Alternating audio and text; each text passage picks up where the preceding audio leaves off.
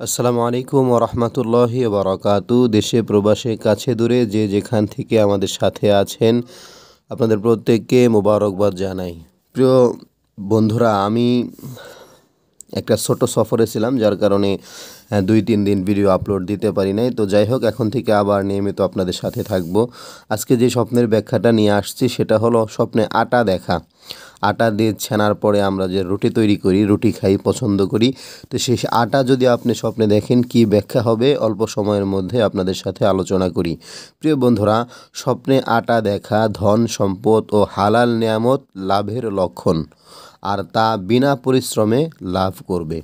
হযরত Danijel আলাইহিস সালাতু ওয়াস সালাম বলেছেন যে কেউ যদি স্বপ্নে বরফের মতো আটা বাতাসে ভেসে আসতেছে দেখে, তাহলে সে ওই পরিমাণ হালাল মালের অধিকারী হবে, আর সে তা কোনোদিন আশা করেনি, অর্থাৎ সে কল্পনাও করতে পারেনি এমন জায়গা থেকেও আসতে পারে। হযরত মুহাম্মদ ইবনে সিরিন রহমতুল্লাহ আলাইহি বলেছেন, আটার অর্থ হলো দিন, আর এর ব্যাখ্যা ধন সম্পদ যা ব্যবসার মাধ্যমে অর্জিত হয়, তাতে বেশি ফায়দা হবে। আর বাজরার আটা স্বল্প পরিমাণ সম্পদের দলিল। হযরত জাবের মাগরিবি রহমতুল্লাহ আলাইহি বলেছেন, স্বপ্নে নিজেকে আটা বিক্রয় করতে দেখা নিজের দিনকে দুনিয়ার বিনিময়ে বিক্রয় করে দেওয়া।